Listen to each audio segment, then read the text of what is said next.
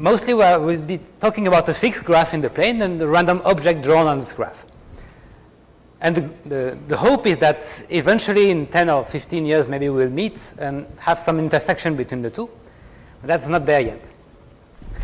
So the first two courses will be about discrete models. So 1 and 2 will be, so today we'll speak mainly about percolation. And tomorrow, Wednesday, I will speak about the loop erase random walk. So these are the two kinds of models that we like to relate to SLE.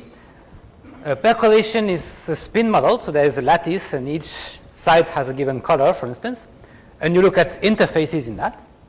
And loop erase random walk is a path model, so you have, again, a lattice. And the random object is a discrete path in this lattice. And in both cases, the question is what happens when the mesh of the lattice goes to 0. Can you extract a subsequential scaling limit? Can you prove that there is a limit as the scale goes to 0? And can you describe this limit? So just to finish up more or less the planning, so 3 and 4 will be about Loevner chains. So these will be discrete mass, more discrete probability. 3 and 3.5 will be about complex analysis and Loevner chains. And the rest of the course will be for SLE itself and maybe a few other things if there's time. Okay, so today, as I said, I will speak. Okay. That's a good introduction for a lecture. So a long time ago, there was this guy called Keston, and he looked at percolation, and Hammersley came like this. And okay, I'll stop there. So just a few words about the lecture notes. I have to apologize because I started to write these during a graduate course I was giving in Lyon in the last semester, in the hope that I would be able to cover everything that there is in the notes.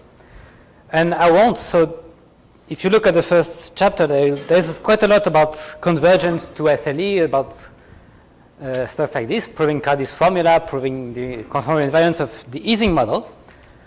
Maybe I will have time to say a few words about this today, but for percolation, but in fact I'm not completely sure I will have time for that. So if you are more interested in that, you should go to Stas's course on week 3 of this school. Okay, so I'll start with chapter 1, which will be discrete models.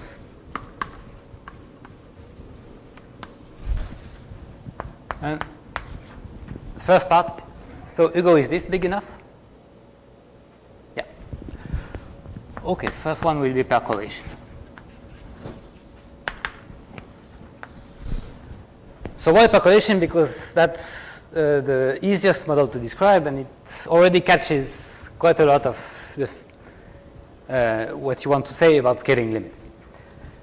So I will speak mainly about bond percolation on Z2 and side percolation on a triangular lattice. So either bond on Z2 or side percolation on T, which is the triangular lattice.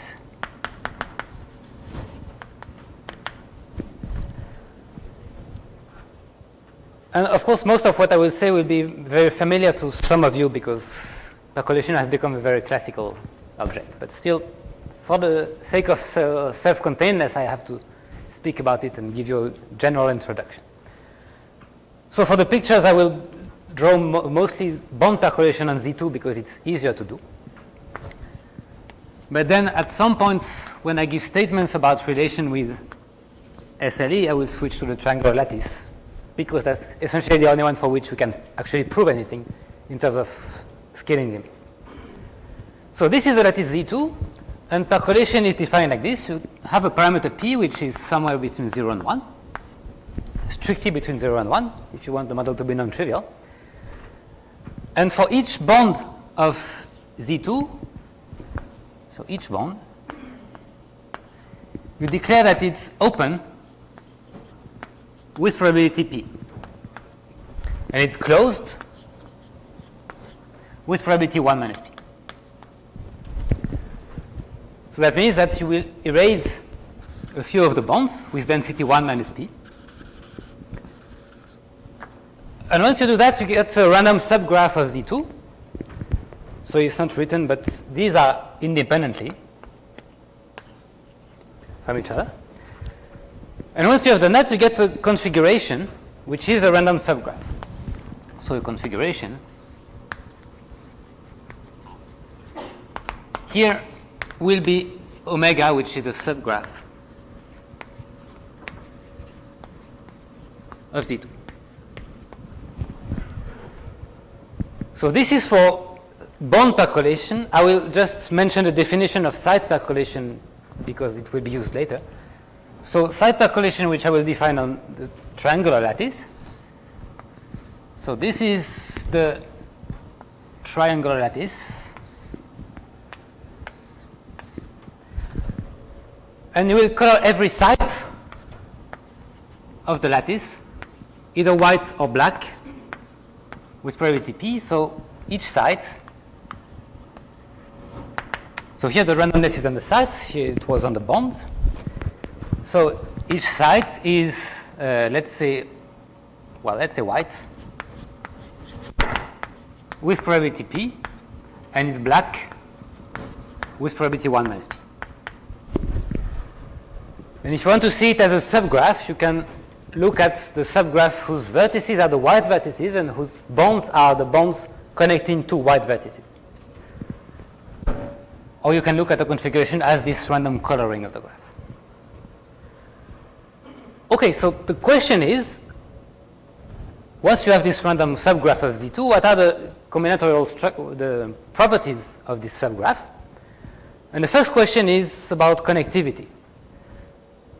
So the main question of interest is this. You can look at theta of p, which is the usual notation. Theta of p is the probability for the model with this parameter p, so I will draw p sub p, that 0, the origin of the graph, the origin of the lattice here, is inside an infinite connected component of the configuration.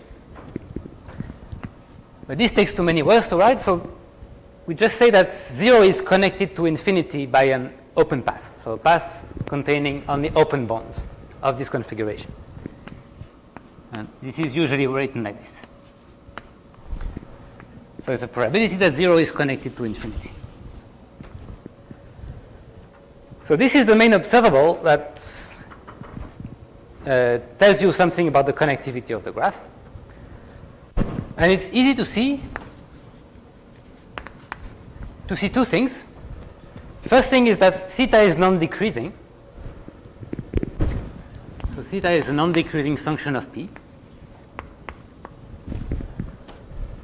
And the other thing is that, so if theta of p is equal to 0, then almost surely there is no infinite components. So 0 is not in 1, but no other point is in 1. So because of countability of the lattice, there is no infinite component. And if theta of p is positive, then almost surely there exists at least one connected component, one infinite component. Okay, and it turns out that if I had more time, I would tell you a lot about this. In fact, what turns out is that in this regime, by amenability, there is exactly one infinite component if theta is positive.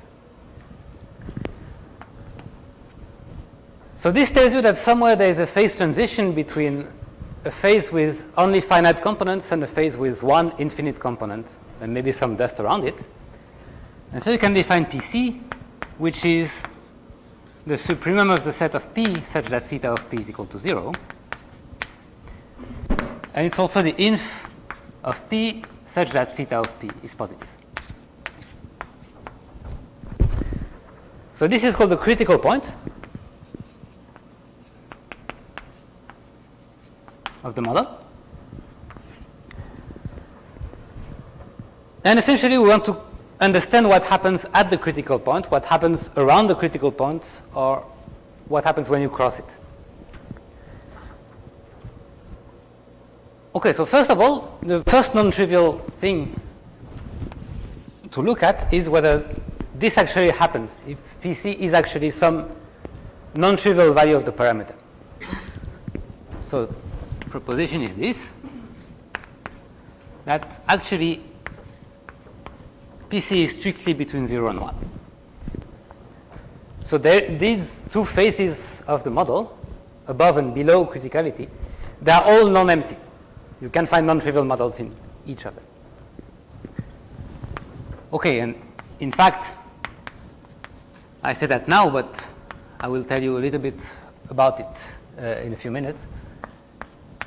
It turns out that in both cases, so both bond percolation on Z2 and side percolation on the triangular lattice, PC is actually equal to 1/2. But the proof of this is easy, and the proof of that is a little bit involved. In fact, it looks like it should be an easy result, and it's not. And understanding why it's not an easy result already tells you a lot about percolation itself. So just a word of proof of this fact, of this inequality. So how do you prove that PC is positive? So to prove that PC is positive, you want to show that if you take P very small but positive, there is no infinite component. So this is done using what is known as a Peier's argument, or counting argument.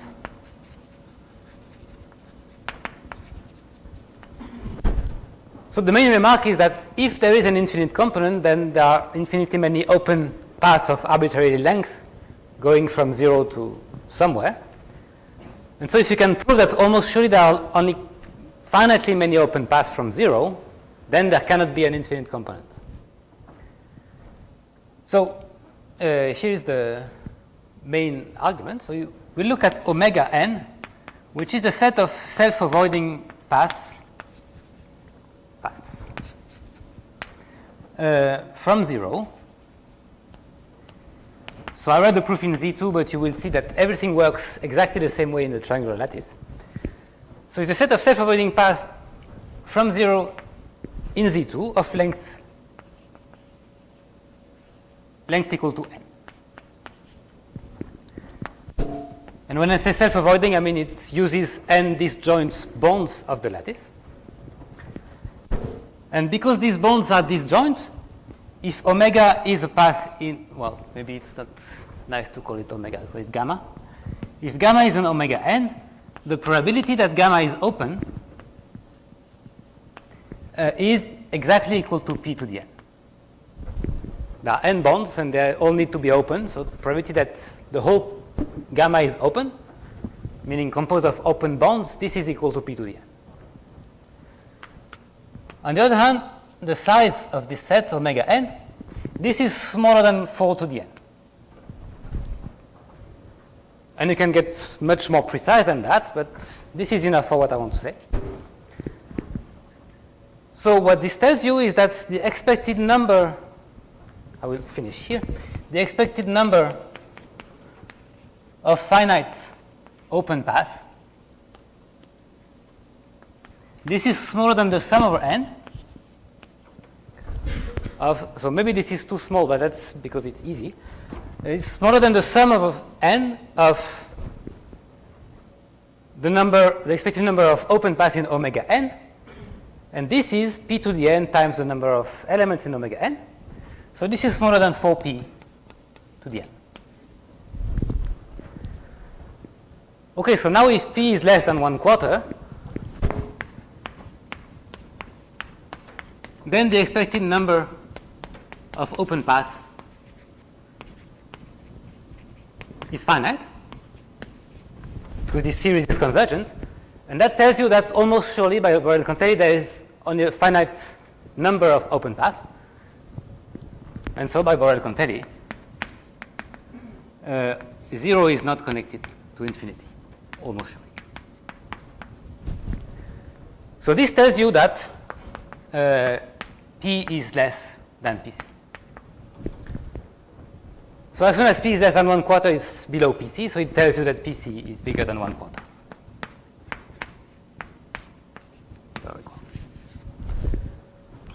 Okay, so that's more or less just counting, so it's the first thing you try if you want to show that there is an inequality between critical point and something. And it works, and it tells you it gives you a bound which is not completely ridiculous.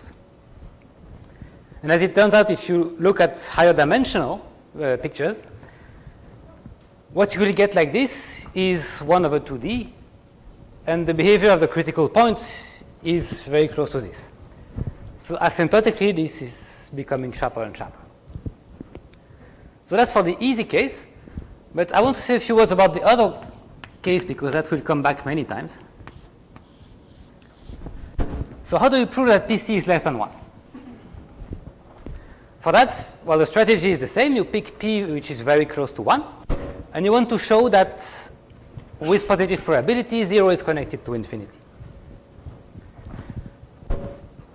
Okay, so what you want to say is that if P is close enough to 1, there is nothing to prevent 0 from being connected to infinity.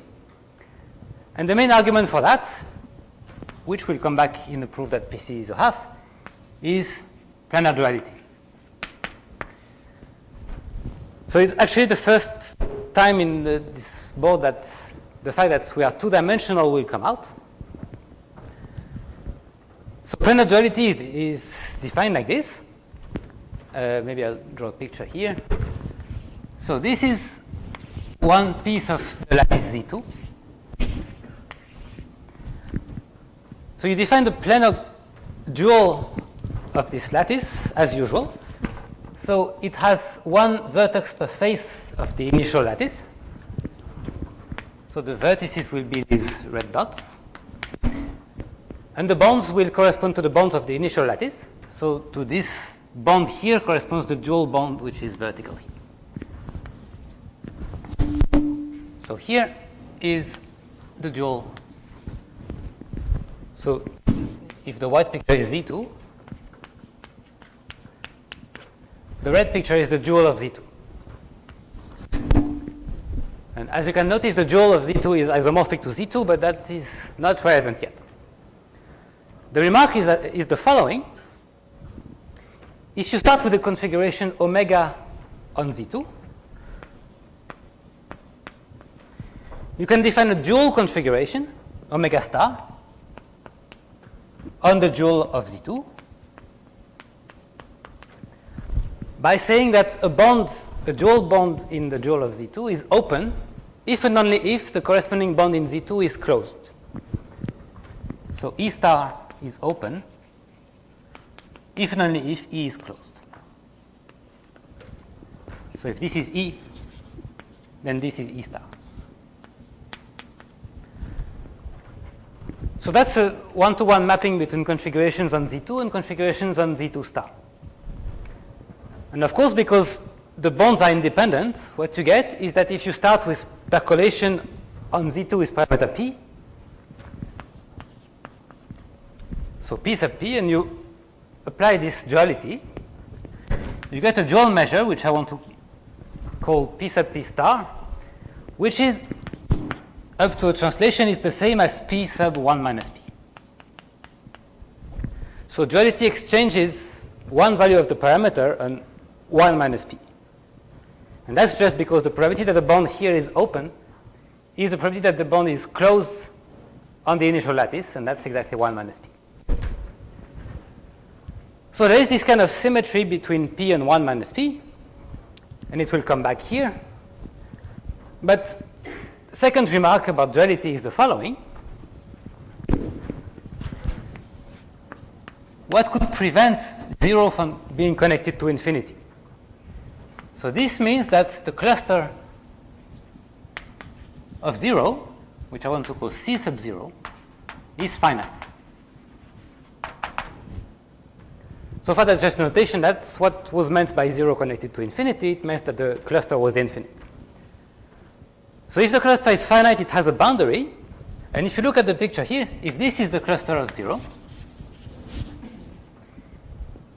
so these 4 bonds here, if these are everything that is in the cluster of 0, it's because there's some kind of coat of closed bonds around it, like this. So all these bonds that I draw in thin lines have to be closed by definition of the cluster. And their dual bonds, which are red, are therefore open bonds in the dual configuration. And so in the picture what you get is that the set of dual bonds here draws a circuit which is composed of open dual bonds surrounding the cluster. So this is what you have in the dual lattice. You have some circuit around the cluster of 0.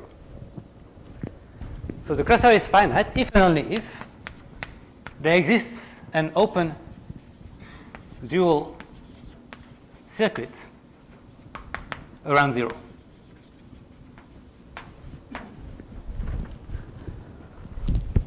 Okay, now if you look for an open dual circuit, the dual picture is percolation at parameter 1 minus p.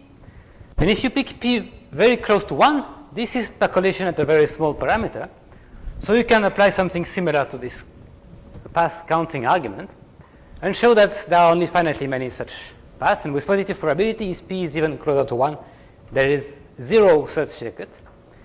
And what you get is that if p is very close to 1, then this has positive probability. This has 0 probability. So the quickest is actually to show that this probability is less than 1. Okay, this has 0 probability. This has 1 probability. Okay, I will just write it this. That's the probability that there is a circuit is smaller than 1, so the probability that 0 is connected to infinity is positive. Okay, and the bound you get, if you apply this carefully, you will have to count the number of circuits of length n around 0, and this is smaller than 4 to the n times n, which corresponds to the choice of the starting point of the circuit. So you can start here somewhere between 0 and n, and then go around. So apart from this estimate, which becomes n times 4 to the n, all the rest is the same. And what you get, like this, is that PC of Z2 is at most 3/4. Okay, so that concludes the proof that PC is strictly between 0 and 1. But so far it doesn't say much about the structure of the clusters. It just tells you that there is something non-trivial happening. But the other thing that duality tells you is that you expect something to happen if the model is self-dual. So the conjecture that you can extract from this is that the only possible location of PC is the one for which the dual measure is the same as the initial measure. So conjecture. The conjecture is that PC is equal to 1 minus PC, which is the same as saying that PC is equal to 1/2.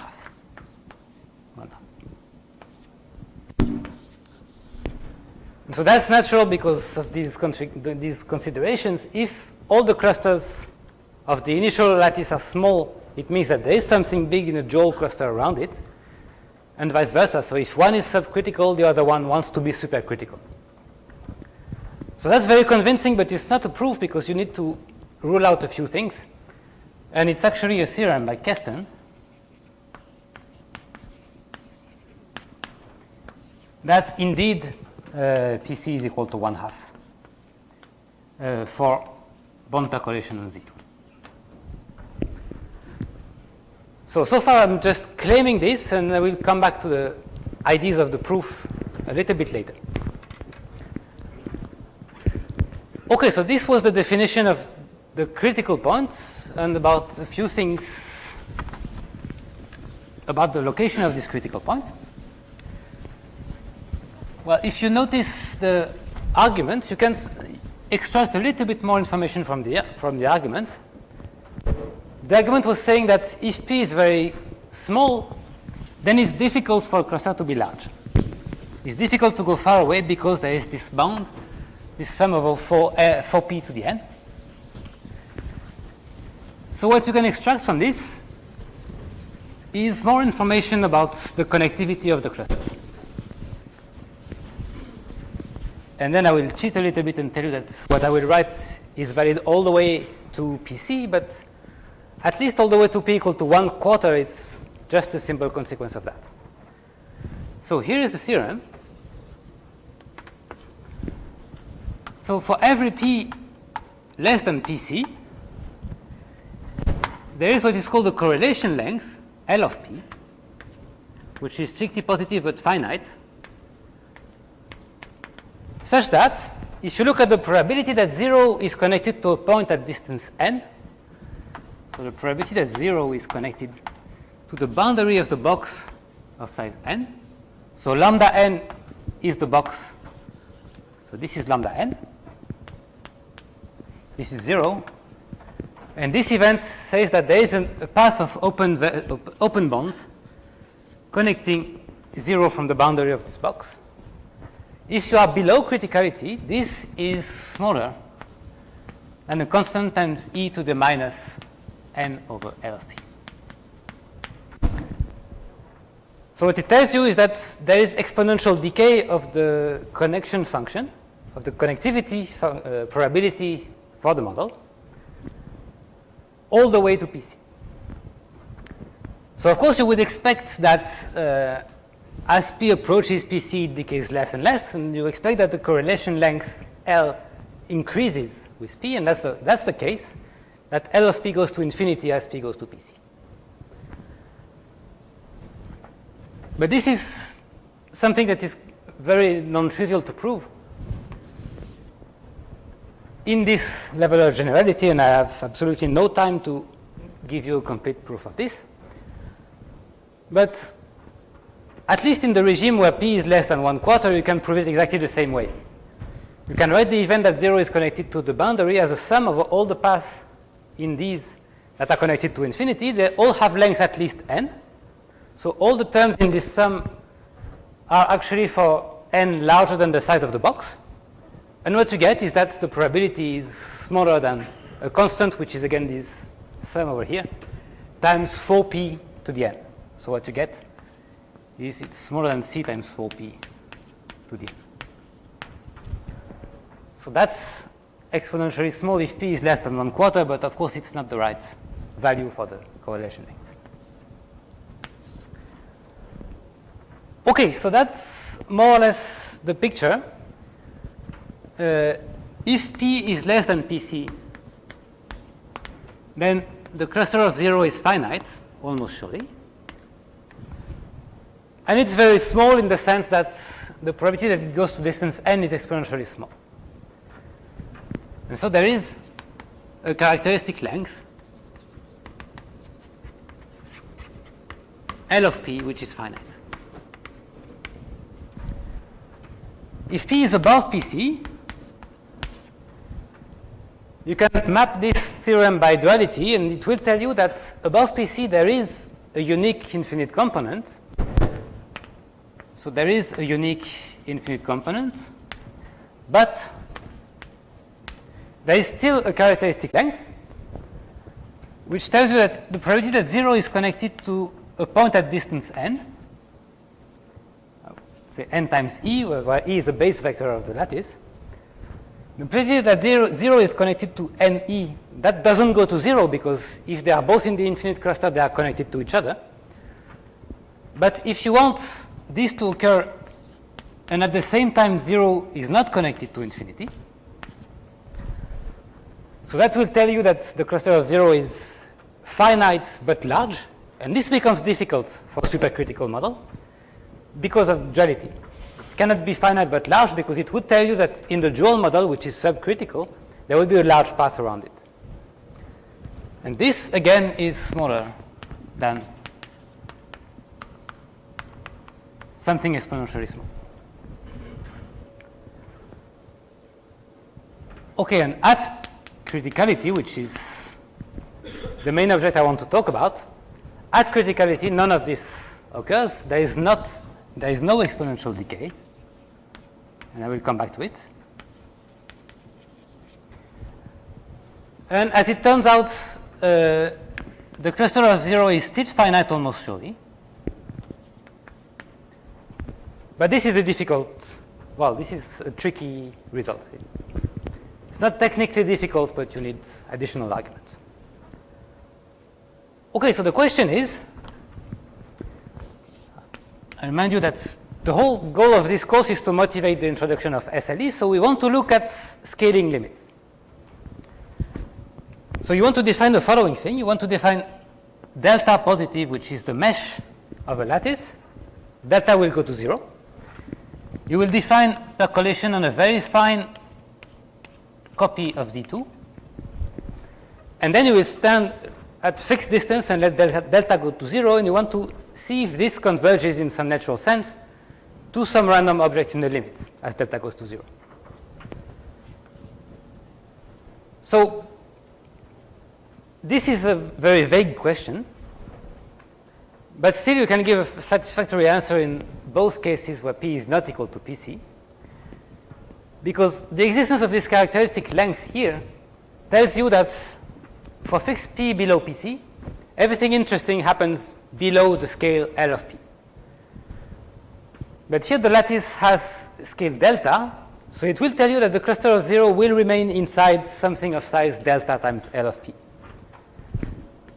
So delta L of P is the natural scale at which anything happens on the lattice. If you look at any larger scale, everything will be washed out by exponential decay. And this delta L of P, as P is fixed and delta goes to 0, this goes to 0. So what it tells you is that more or less there is no hope of having anything non-trivial remaining in the limit when P is subcritical or supercritical. So all that remains is either the empty configuration or the full configuration. And so the only case where you can hope to say something about the model is the case where the correlation length is infinite, so it is resilient to scaling, and that's exactly the case where P is equal to PC. So that's why for now on I will mostly focus on the critical case.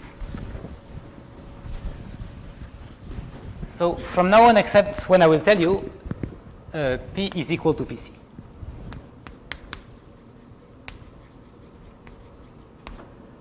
So from now on, I will, until I tell you that this is the proof of Kersten's theorem, I will rely on Kersten's theorem, and I will say that P is equal to PC equal to 1/2.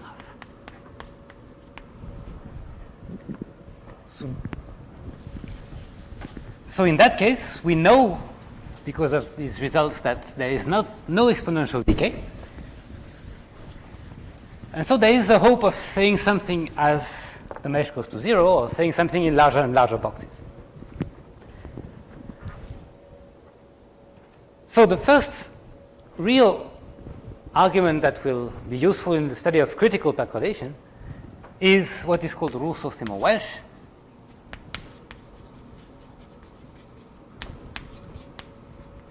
Theory. And Rousseau-Seymour-Welch theory tells you the following. It tells you that, okay, maybe the cluster of 0 is finite. So if you look at a big box of size n, 0 is typically not connected to the boundary of the box, because as n goes to infinity, it will be bigger than the cluster. But it will tell you that the largest cluster in this box has diameter of the same order as the size of the box. That's what you want to catch if there is to be a scaling limit, which is non-trivial. In terms of connectivity, you want to say that there are connected components that are as large as the box. So how does it say that? It says the following. So I will write the statement, and then I will draw a picture which tells you exactly what it means. So it tells you the following. For every alpha bigger than 1, there is an eta of alpha which is positive, such that for every n large enough, the probability that this event, L of alpha n and n, this probability is bigger than eta of alpha and smaller than 1 minus eta of alpha. So before I tell you what this is, it tells you that there is something random and remaining non-trivial as n goes to infinity. there is one event whose probability does not go to 1 and does not go to 0. And this was not the case in that regime because of exponential decay. And so what is LR of alpha n and n? It's simply this event. Take the box, the rectangle of size alpha n by n.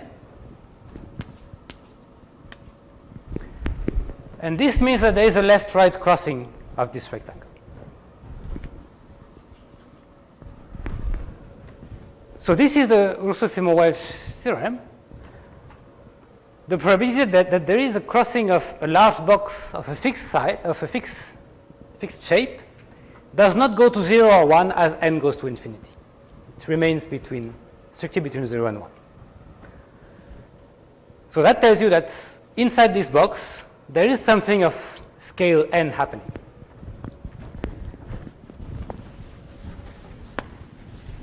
So I will not give you many ideas about the proof of this, because that will be done by Hugo in the TA this afternoon. But, well, essentially I will give you the scheme of the proof, but I will leave the key arguments to the TA this afternoon. So the key argument is this, that it is enough to prove that for one value of alpha, because you will be able to piece things together. So assume that eta of alpha exists,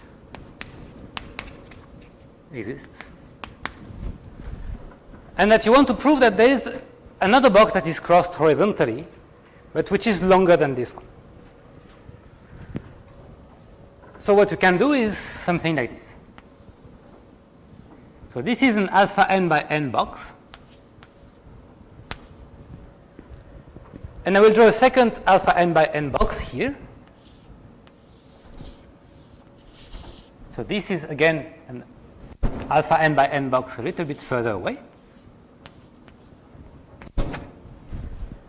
And I will draw 3 events on this picture in different colors. Okay. So here are 3 events. First event is that this box is crossed horizontally, which is what you know. You know that the probability of this guy is positive because you assume that eta of alpha exists.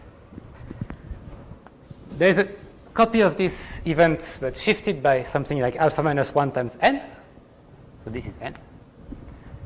So these 2 yellow events are copies of this event, so their probability is bounded below. Then if there is a vertical crossing in the square in the middle of the picture, then this vertical crossing will connect the 2 horizontal crossings, and it will give you a large crossing horizontally. So to prove that, well, to estimate the probability of LR of 2 alpha minus 1 n times n, then you need 2 things. You need a bound for the probability of crossing a square, and you need something about the intersection of events like this. So the first inequality is called the FKG inequality, and it will not come back many times, so I will just tell you what it is. FKG inequality tells you that if you have a finite collection of increasing events, and an event is increasing if it's stable if you open more edges, so typically existence of crossings, they are increasing events, then such events are positively correlated for percolation. Which means that the probability of the intersection of these 3 events is bigger than the product of the 3.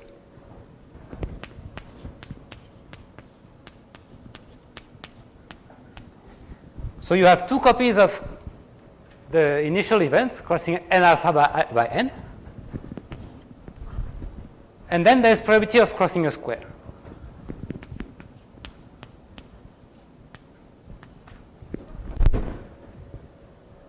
Okay, the second remark, and I kept the picture of duality here. How do you estimate the probability that you cross a square? Well, what could prevent a square from being crossed is that there would be a vertical dual crossing that blocks the horizontal crossing of the square. Well, here's the opposite. What would block the vertical crossing of this square is the existence of a dual horizontal crossing. But because we are at p equal to 1/2 is self-dual, so the dual picture is the same as the initial picture. And so the event that would block this crossing is the same as the event itself. It's crossing a square. Horizontally or vertically is the same by symmetry of the lattice. And so the probability that you cross a square vertically has to be equal to 1/2. You get a partition of the whole set of configurations in those where there is a vertical crossing and those where there is a horizontal dual crossing, but these two have the same probability. So what you get is that this is bigger than eta of alpha squared times 1/2. So this is the kind of things you can do at criticality. You can build out of initial blocks that you can cross. You can build bigger and bigger connected components by using the FKG inequality and by using a priori bounds like this. So of course this is positive and it doesn't depend on N. So what I have not told you is how to initiate the procedure, so how to find one non-trivial box that you can cross horizontally. Notice that here if you start from the square, alpha equal to 1, this is 1, so you gain nothing by this procedure.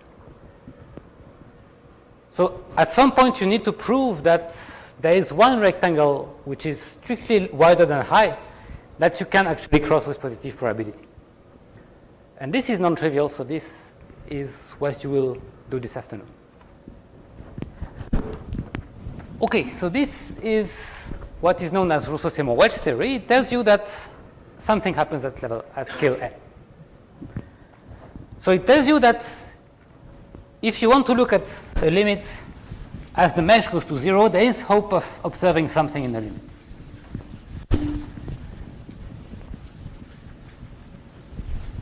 And the exact question, of course, is what does it mean to go to the limit? What kind of observable you are interested in? And what can you prove in terms of limits as the mesh goes to 0?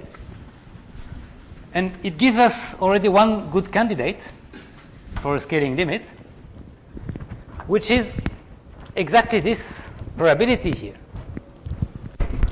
If there is a scaling limit, so just notice that the probability that this box n alpha by n is crossed horizontally, that's the same as the probability that if you take the box of size alpha by 1, but you look at percolation at mesh delta which is 1 over n, this is crossed horizontally.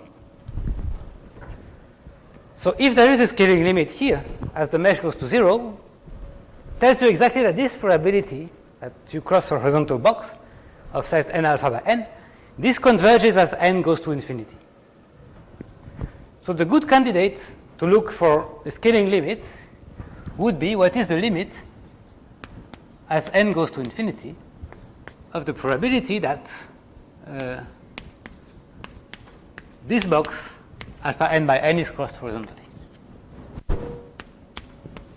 So can you prove that this probability has a limit? And if it does, then it tells you that, okay, that something converges as delta goes to 0, and you can hope that there is actually a continuous object that exists and that crosses this box with probability, which is the limit here.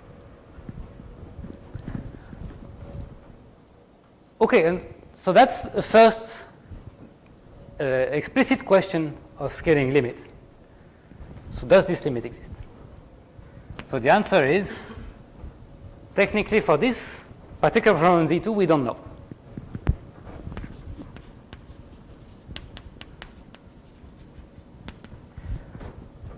We don't know, but there is one related question where we can actually prove that this limit exists, and that's the case of side percolation on a triangular lattice.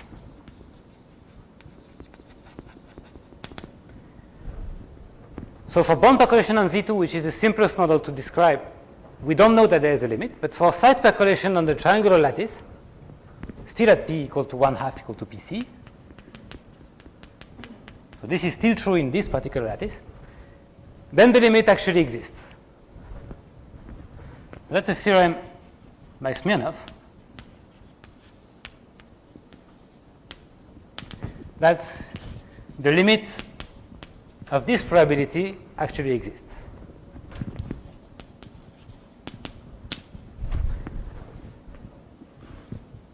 Okay, the theorem says a little bit more. It says something about conformal invariance of the limit, but I don't want to speak about conformal invariance yet, because everything here is still mostly classical and discrete.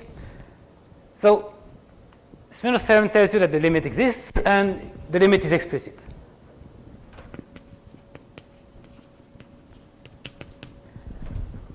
So maybe at the end of this lecture I will have time to give you a few ideas of the proof. But if I don't, there is a sketch of the proof that is essentially self-contained in the notes that you can read. Or you can have a look at Smirnov's papers. And they are very exciting to read. Maybe they are not the easiest to understand, but they give you really the intuition which is behind the proof. And they tell you why something happened. So you should go see the papers themselves. Okay, so this is a statement of scaling limit, and it feels a little bit of this picture. At criticality, at least there is something that should remain bounded and that should converge in a scaling limit. Okay, so the second thing I want to say is another application of the Rousseau-Simon-Welch theory. I want to tell you a few words about why PC is equal to 1/2. And that will be a link with the course by Christophe and Jeff later. So a few ideas of the proof of PC equal to 1/2. So I will have to cheat a little bit because the proof itself is more complicated than I will show you. But essentially here is, well, there are several proofs, but here is one of them. So the key step will be to show that it is not possible to have this result. It's not possible to have Rousseau-Simon-Welch for several different values of P. So it is not possible that there exists P1 less than P2 such that for every P inside of P1, P2, Rousseau-Simon-Welch holds.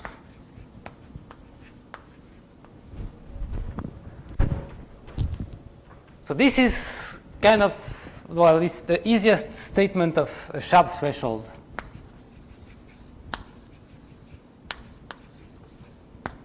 For percolation. So it tells you that if you take any value of P for which Rousseau-Simon-Welch holds, and you increase it a little bit, then Rousseau-Simon-Welch doesn't hold anymore, because that would contradict this statement. And the only way it can fail if you increase P is that the upper bound becomes wrong. So it tells you that you will have fixed rectangles that will be crossed with probability close to 1. And once you have these, it's easy to construct something infinite. And the other side is that if you decrease P a little bit, then the probability of crossing a rectangle will be very close to 0, and it will tell you that everything is finite and you will get exponential decay without much difficulty. Okay, so how do you prove this? Well, what you do is you look at this probability that there is a horizontal crossing of the box. You look at how it depends on the value of P, and you show that the derivative in P is large. If the derivative in P is large, it will tell you that it will not remain between eta and alpha and 1 minus eta of alpha for all P between P1 and P2. So the main tool is what is known as Rousseau's formula.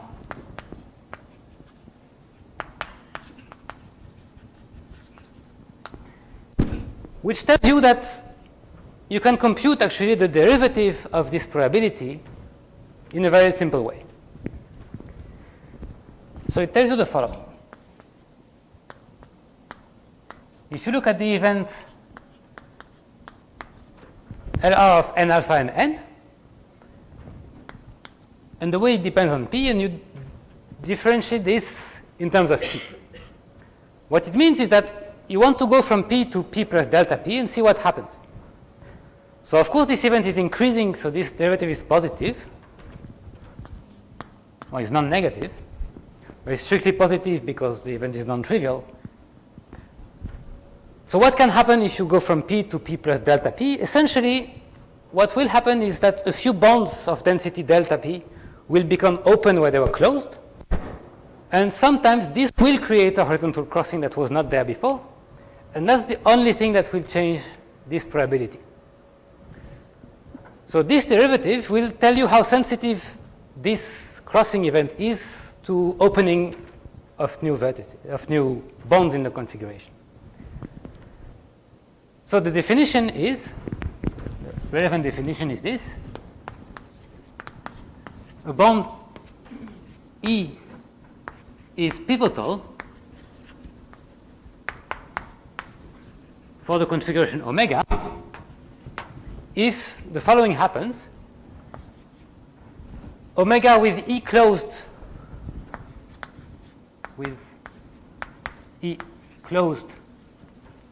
is not in the events LR of n alpha and n.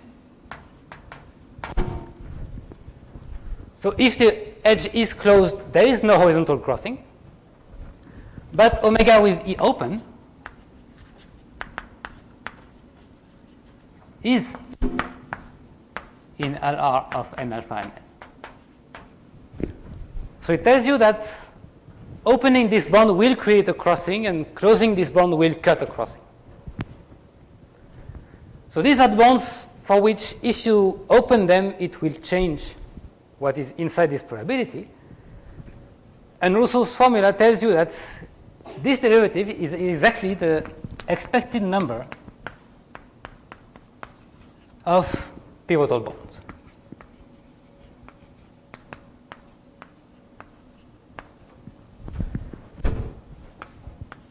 So this tells you that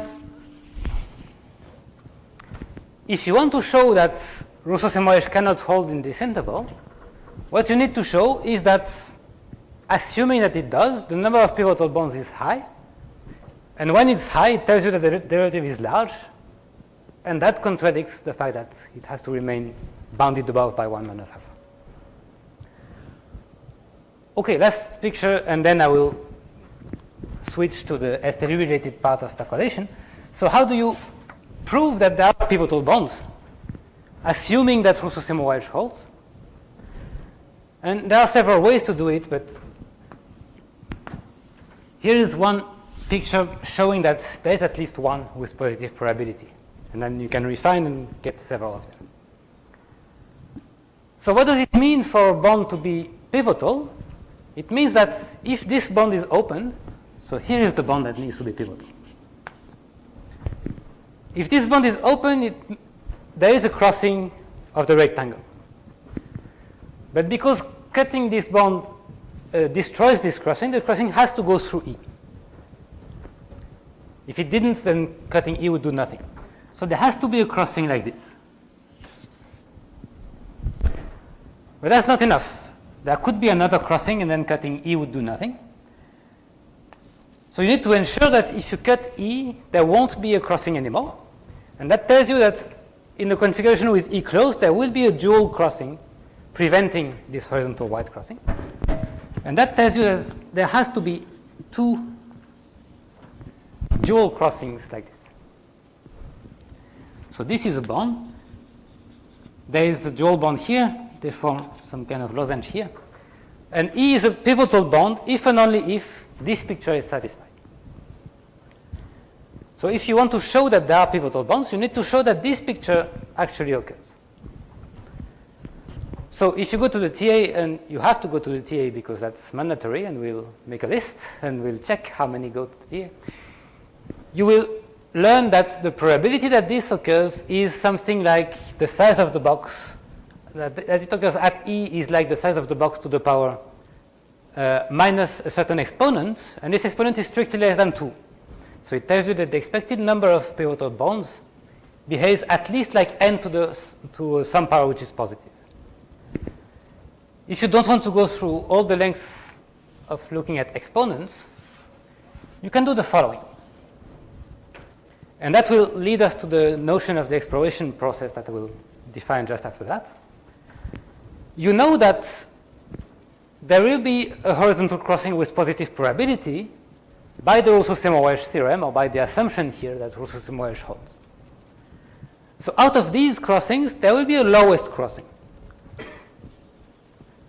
So this here is the lowest crossing. And there is a lowest crossing because if you take two crossings, you can take the lower bound of these two, and it's again a crossing. So you can consider the lowest crossing of the rectangle. So what it says is that this lowest crossing exists with positive probability, but there is no lower crossing, and that means that it's not possible to go below any of the points of this crossing. And that says exactly that for every lower neighbor of this crossing, there is a dual path connecting it to the lower side, like this. So there will be like a forest of dual clusters, ensuring that this indeed is the lowest crossing. So this is the picture of the lowest crossing. So the second remark is that saying that this is the lowest crossing tells you absolutely nothing about what happens above the crossing. All it tells you is that these bonds are open, and everything below contains these bushes here. So what you see above here is percolation in this random domain. You learn nothing about the state of these bonds, so it's still product measurable. So in this box, you have Rousseau-Semmelweis because you have it for percolation. And what it tells you is that for the dual picture, there will be a vertical dual crossing with positive probability. This is a random domain, but it's easier to cross this guy than to cross the whole guy. And so there will be somewhere a vertical crossing. And then if you look at this picture and you look at where they touch here, this is a pivotal bond.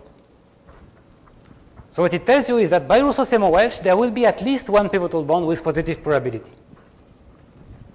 But then once you have one, it's not difficult to create many of them locally.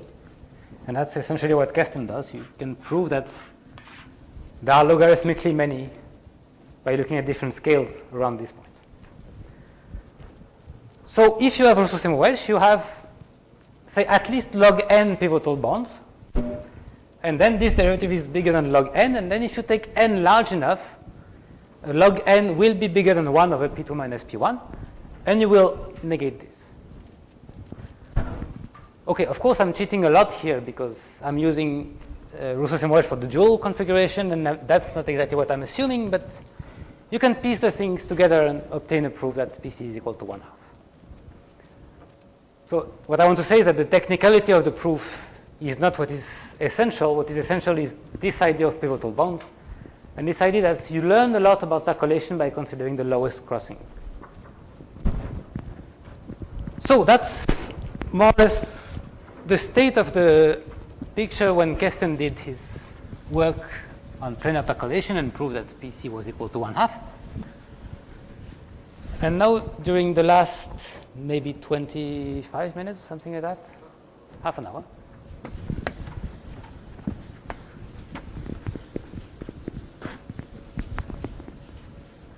so I want to speak a little bit more about the links between percolation and what will be the main topic of the course, which is SLE processes.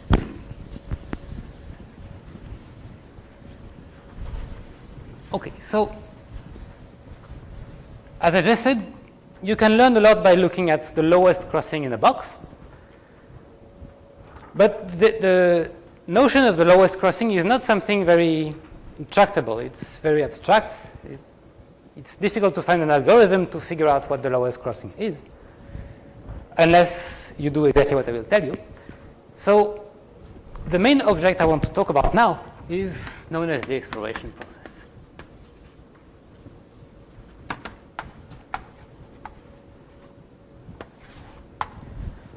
So from now on, I will focus on size percolation on the triangular lattice. And you can do similar things for bond percolation on Z2, but I want to focus here on this particular model because that's the one that is actually related to SLE in a provable way. So what do you want to do? You want to say something about the connectivity of percolation in a box. And maybe you want to say a little bit more. You want to say something about the shape of the clusters. And by the shape of the clusters, well, you can encode the shape of a cluster by looking at the interfaces between clusters. So what you want is a tool to trace the boundaries of the clusters. And this is what the exploration process does. So motivation number one is that you want to look at boundaries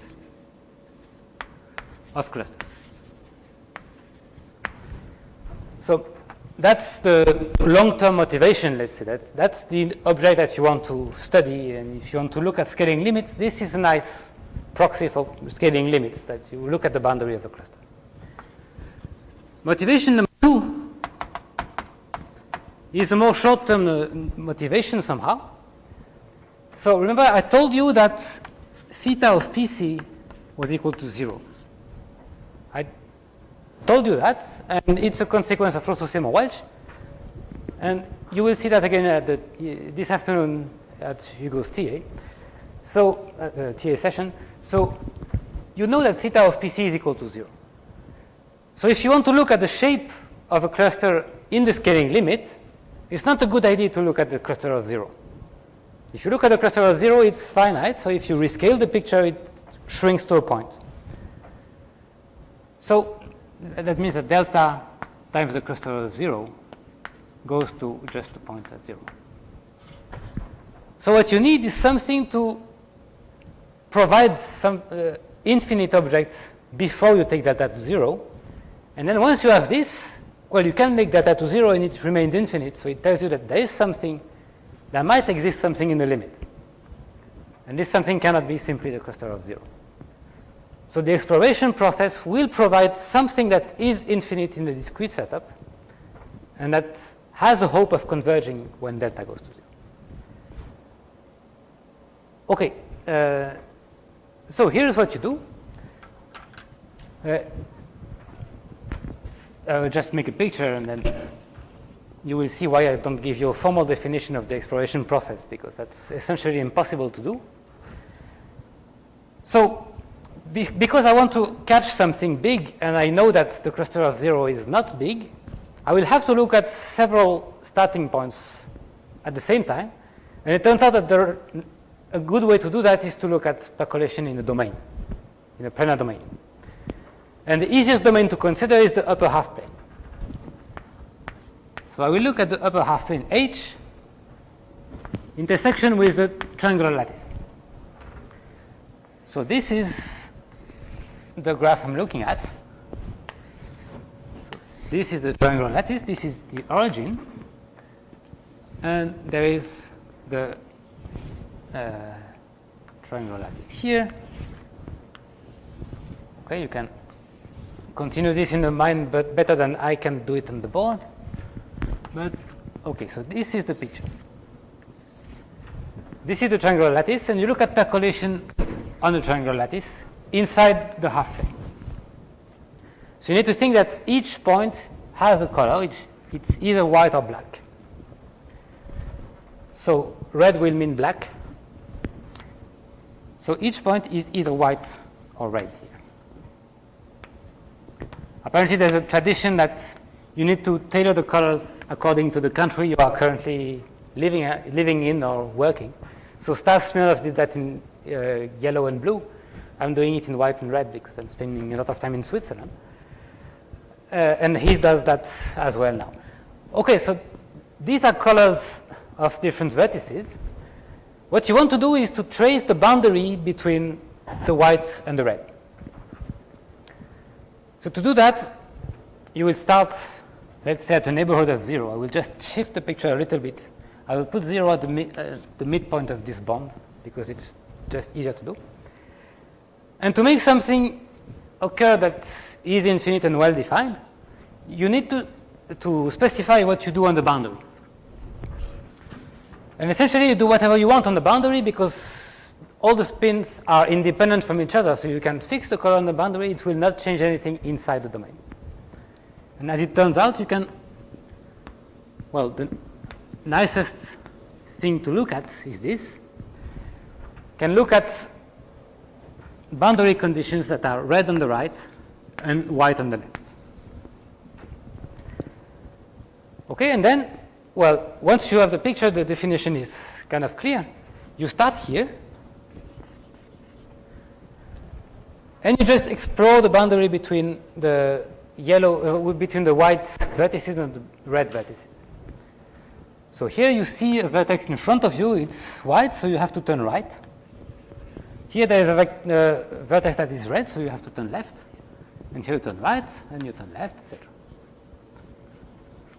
So this gives you a curve that starts from 0, and it can never stop. Whenever you reach a vertex, two things can happen. Either you know its color already, like this, and then you are pushed away from your past, and you close the loop. Or you have not met this point yet, so you can either say that it was sampled at the beginning and you were exploring the picture, or you can just say that you toss a coin at random whenever you see this point. And let's say that here I toss a coin and this vertex is red, so I will continue to the left.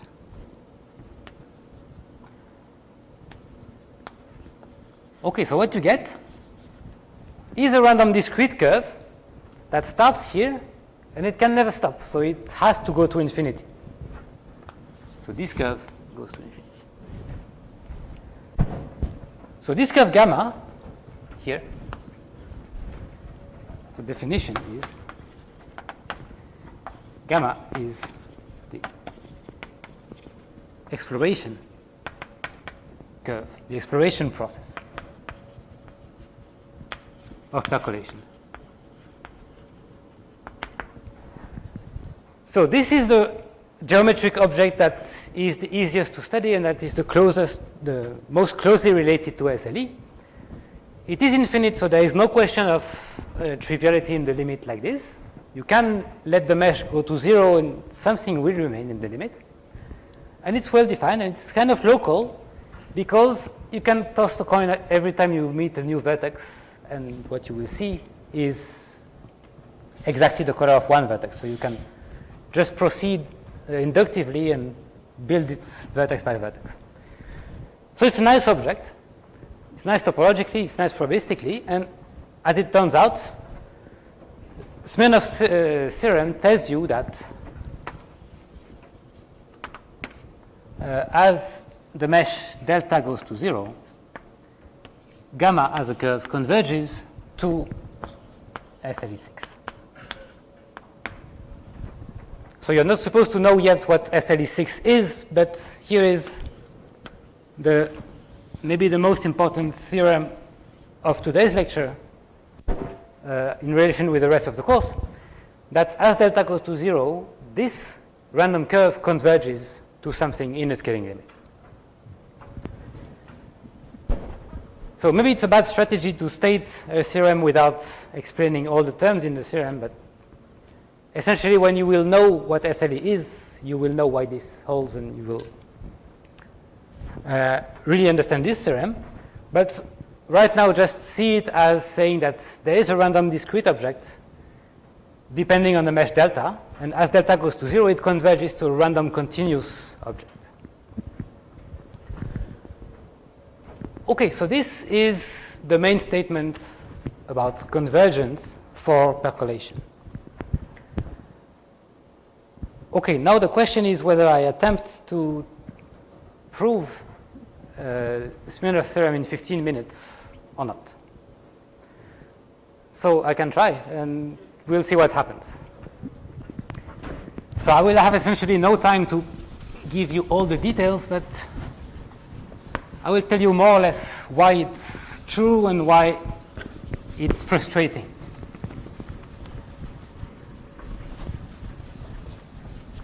Okay, so remember what we want to show is that the probability of crossing a box horizontally has a limit when delta goes to 0.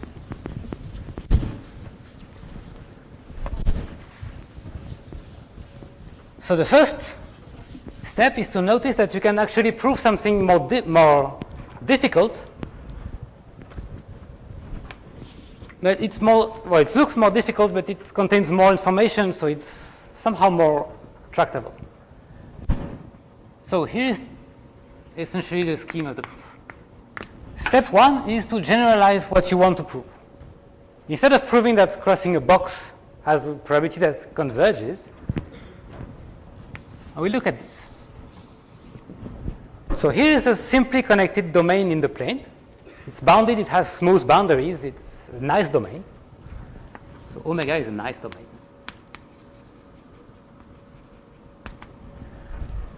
So step 0.5 would be you want to compute the following. So there is somewhere the triangular lattice below that. You fix 4 points of the boundary. So A, B, C, and D. And you want to estimate the probability that this box is crossed horizontally, like this.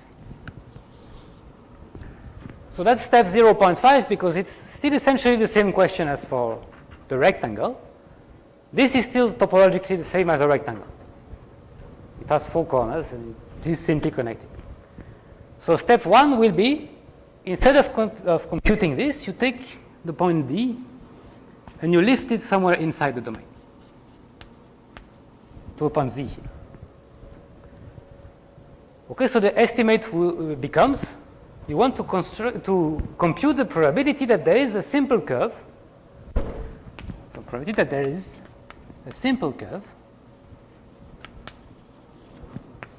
gamma, in omega, intersection with delta t. So in the discretization of this domain, which separates. So on one side there will be points B and C, and on the other side there will be points A and Z.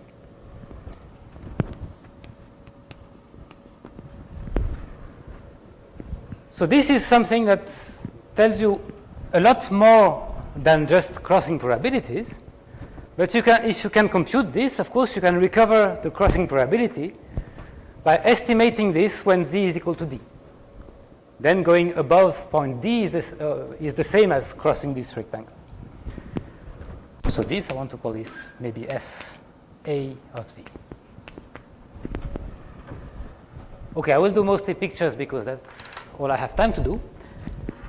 So how do you prove that as delta goes to 0, this F A of Z, which depends on the mesh delta, converges to something?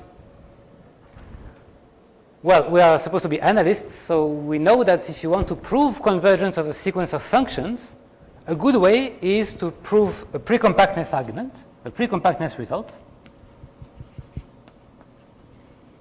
That will tell you that you can extract subsequences that converge to something, and then prove uniqueness of the subsequential limit. If it's precompact and the scale and the subsequential limit is uniquely defined, then it converges. So that's 2 steps, and I will tell you more or less where these come from. So precompactness is something that tells you that essentially the way F delta depends on delta is not too wild, and this will be given by Ascoli's theorem. It will be true if you know that the functions F A delta are equicontinuous. if they are smooth enough somehow, then automatically they are precompact. And so precompactness will be given by looking at how f(a) of z depends on the point z. So, well, again, I will mostly do pictures, and when I reach here, you will go for lunch. So here is a picture.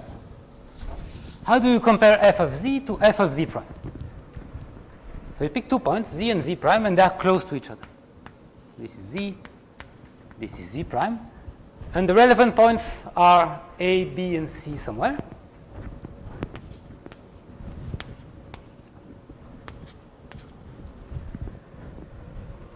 So you want to show that f of z and f of z prime are close. And what this tells you is that if you can separate a and z from b and c, then it automatically separates z prime as well. So you need one event which is very likely and which ensures that z and z prime are both separated or both on the other side. And as it turns out, there is one nice event, which is the existence of a dual circuit around z and z prime.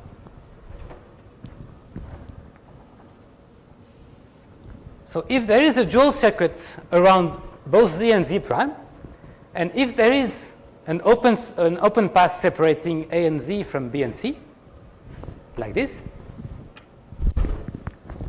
so you start here, and you want to go above z, well, this circuit here forces you to go also above z prime. So as soon as there is this dual circuit, either you separate both z and z prime, or you separate neither of them.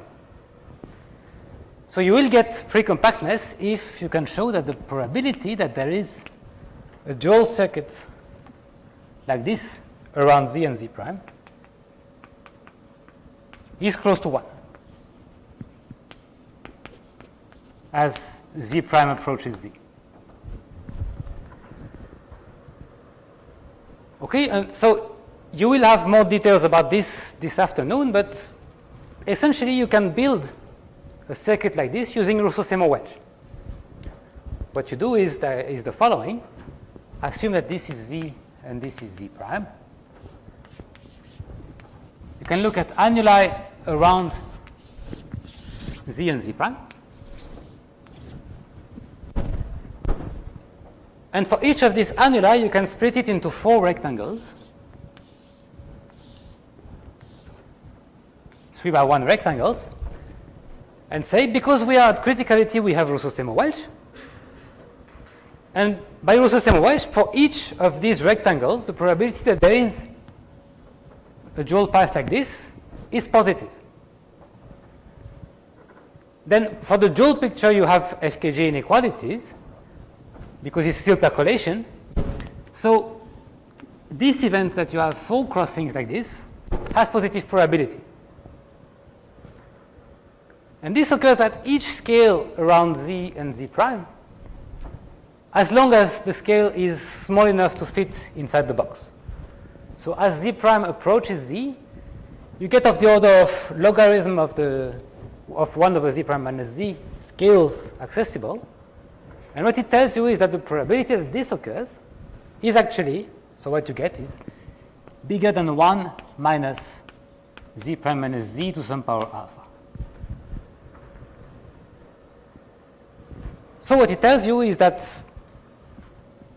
not only you get, well, what it tells you exactly is that you get a bound on f of z minus f of z prime, which is of order this. So it tells you that these functions, they are Hölder with the same exponent uniformly as the mesh goes to 0. Okay, I realize that I'm going too fast, but essentially, if you see me do that and then you read the notes, then you will be able to piece the proof together and understand what happens. Okay, so more or less precompactness comes from Rousseau-Seymour wedge. What about uniqueness? Well, that will lead us to actually the first instance of conformally invariant. The way we prove uniqueness is to show that this as a function of z in the scaling limit has to solve some kind of differential equation, some kind of Dirichlet problem on the domain. Essentially, you need to think of something more classical. You can define a function to be the unique harmonic extension of something on the boundary, and this is unique by the maximum principle. This is the kind of idea. You will have uniqueness if you can show that the local behavior of f as a function of z is something like harmonic. So harmonic is not the right word because, well, it's not harmonic, it's something else.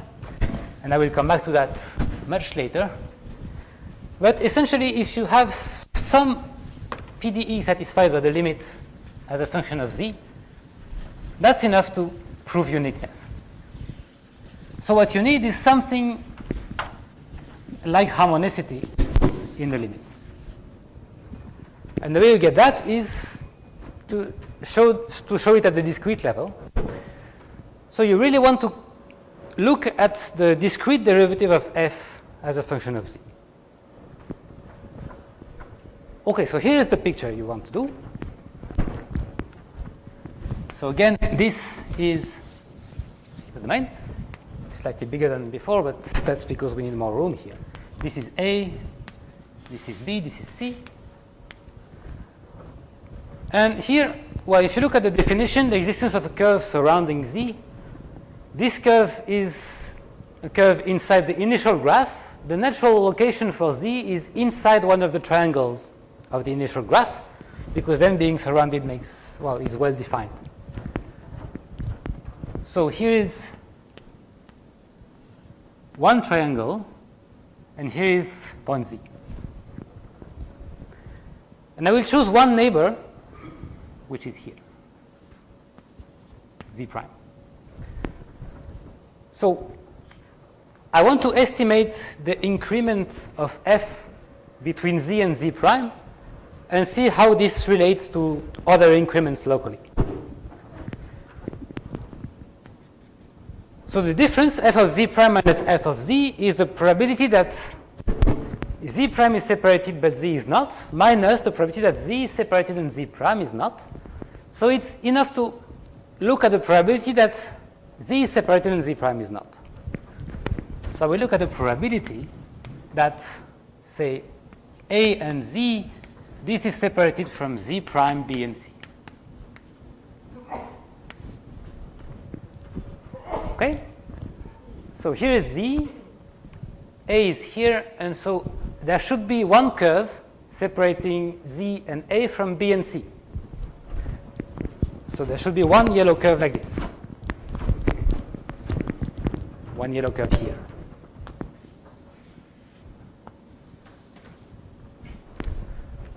But z prime should not be separated. Okay, I will do it the other way because it will be nicer. Okay, this is z prime, this is z. So z prime has to be separated, but z is not separated. And so to prevent the existence of a yellow curve going above z and doing the same as this yellow curve, well, you need some dual curve preventing it from happening. So this is the picture. It's one other instance of having arms around one face of the graph. And so this is the picture that tells you that z prime satisfies this definition, but z does not. Okay, how do you relate this to what happens in other points on the graph? Well, this is where Stas's trick comes up. What you can do is the following. So it will look like black magic, and it's still a little bit black magic. We don't really understand what's going on here. We can do the proof, but we don't understand it. Or at least I don't understand it.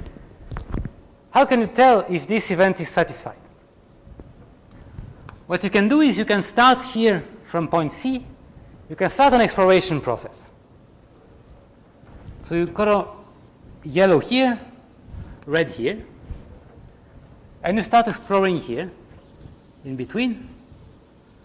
And if the event is satisfied, eventually you will come to this point Z.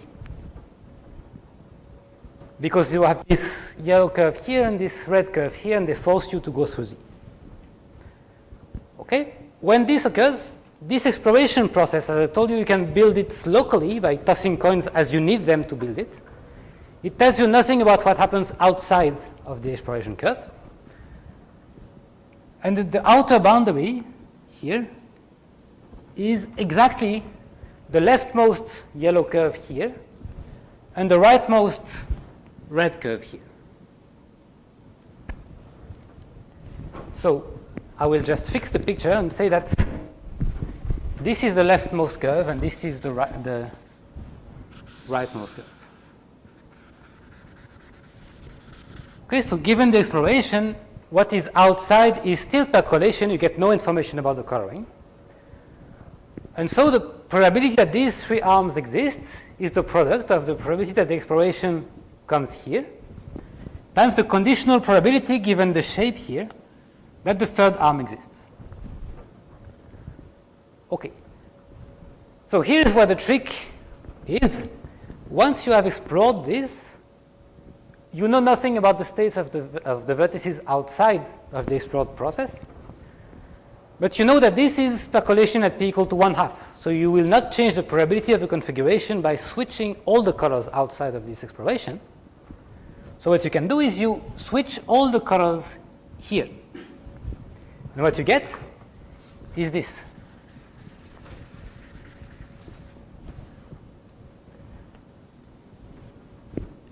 The red arm becomes the yellow curve becomes a red curve, and that's essentially it. The rest is, well, it's not drawn here.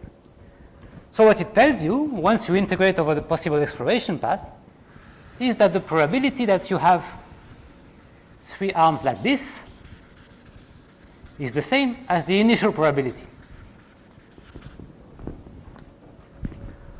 Okay, what you can do next is to change the colors of all the vertices at once, and still it doesn't change anything in probability. So this will become yellow. This will become yellow again. And this will become red. And again, this has the same probability as the initial picture. But then this is the same as the initial picture, but instead of looking at Z and Z prime, you look at Z and Z double prime here. So what it tells you is more or less that the increment of f between Z and Z prime is connected to the increment of f between Z and Z double prime by this equality. And once you have this, well, you can work a little bit and obtain that the limit exists and that this is the solution of something like a Dirichlet problem. So that's the core of the proof, and the rest is in the notes, so I will refer you to the notes because I think you are all getting hungry. So this is more or less what I wanted to say today. Next time I will speak about loop-erased random walks. Thank you.